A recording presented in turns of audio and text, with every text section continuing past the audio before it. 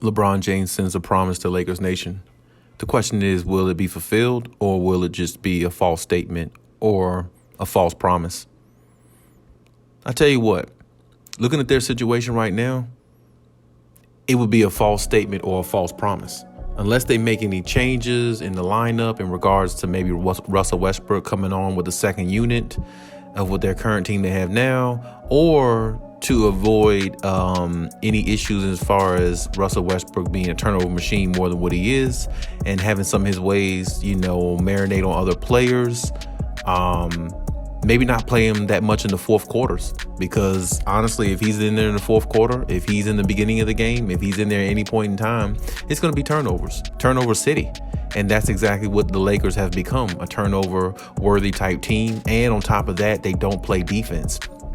For a couple games, Russell Westbrook has not turned the ball over that much the last few games. But still, the time he touches the ball, if he doesn't turn the ball over, he's still a liability because LeBron James operating the offense the way he can and the way he does, he definitely needs shooters. And if he doesn't have shooters around him, then it definitely makes the operation a failure. And Russell Westbrook is just not a shooter. He can't space the floor. He can't make those shots, when you need him to. And he's definitely not reliable when it comes to making shots like that. Simply the reason why I think Kevin Durant left OKC, because he just felt after a while that Russ is a very electrical type player, but he's just not the guy that can help you get over the hump and win a championship. You have to do overly too much for him to allow him to be himself, but also try to win at the same time on the basketball court. And it's just very hard to do. I mean, honestly, it was too hard for KD. Other players, a lot of players really didn't want to play with Russ throughout the years. He didn't even have success with Paul George, when I thought at that time him and Paul George had a decent team on OKC and they can get past the first round, I believe, against Damian Lillard, and Damian Lillard sends him home with a bye-bye and a three from like half court. It just shows that Russell Westbrook is not a winner. And of course, you don't want to blame everything on Russell Westbrook, because to me, the biggest failure, or one of the biggest failures on the Lakers so far, has been Anthony Davis. Since the bubble, I haven't seen a top 5, top 10 player. I might have seen it in instances, maybe a couple of games here and there, but to be considered one of those type players, you got to be consistent. Consistency is where it is.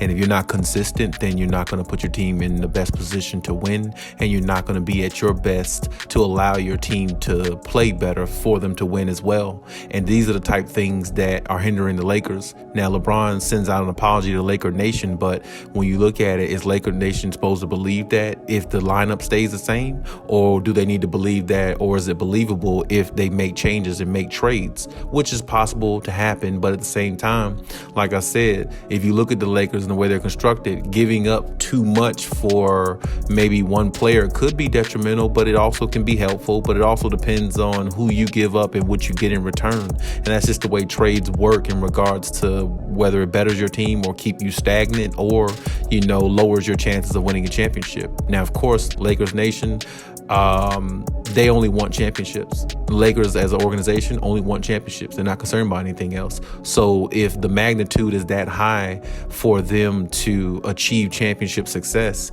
well, they're going to have to make changes somehow in that lineup that they have, because right now I just don't believe what they have is good enough. And I don't even believe they believe what they have is good enough. So, I mean, that's the problem with the Lakers. They have a lot of talent, as I said before, and they have the talent enough to win. It's just that it's not all well put together. And, LeBron's apology to Lakers Nation is definitely going to have to resonate in regards to becoming reality, because if it doesn't, then, it's a failed season. And, like I said before, the Lakers are all about championships, which every team in the league should be, but they've always been predicated on it, because I think they got the most between them and the Boston Celtics of all-time championships. But at the same time, that means nothing this year. It only means what you do this year is what happens this year. And that's it. Right now, so far, it's been a bust. Right now, it's just been pretty much an irrelevant season. And it could be a lost season if the Lakers don't find a way to put it together. Now, hopefully, LeBron's apology is definitely accepted amongst Lakers Nation, because he's the shining bright star that they have. And, that's probably the best thing they have going on the Lakers right now. Everybody else looks a mess. And, hopefully Or should I say maybe LeBron knows something that, others don't know. Maybe there's a trade that he knows is about to happen that, the NBA fans don't know. So maybe that's the reason why he put the apology out there for what's been going on so far, because maybe changes is about to happen. So, we'll have to see how it goes and how it pans out, for the Lakers. But right now, I would say they're a team that's definitely in trouble because they really don't have no structure, and they may win games here and there, but it's just not good enough, really. It just isn't, and they just beat a team like Utah, last night. But it really doesn't say much because Utah really just isn't that good. They had the #1 record last year, lost in the second round to a Clippers team without Kawhi Leonard, even though Kawhi played the first 2 games, but still, you lost. You lost to a team that you're supposed to beat if they're shorthanded. And that's just the Utah Jazz for you. They're just never really a good team.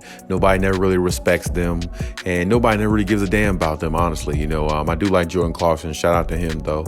He's really good. Donovan Mitchell's good, too, but it's even regardless of that, like I said, the Lakers, they win here and there, but it's not nothing consistent, and they really just don't look like a dominant team like a lot of people envisioned them to be going into this season, because a lot of people, along with analysts, put them in the NBA Finals with the Brooklyn Nets.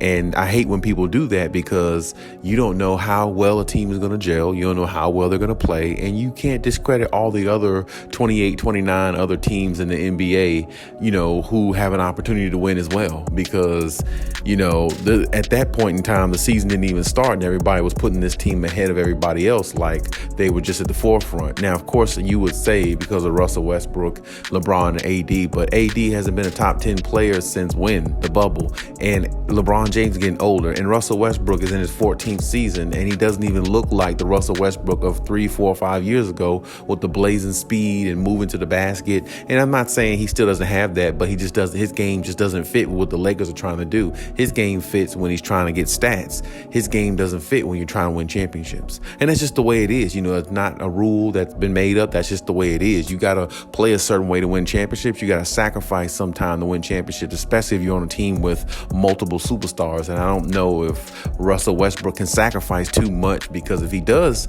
he can't be effective. And if he can't be effective, now they just have a big 2 like they had before, with an extra body on the roster that they really don't need. So in LeBron James' case, Lakers Nation is listening to what you're saying. You made the apology. Lakers Nation out there, they are holding you to your word. So your feet are to the fire.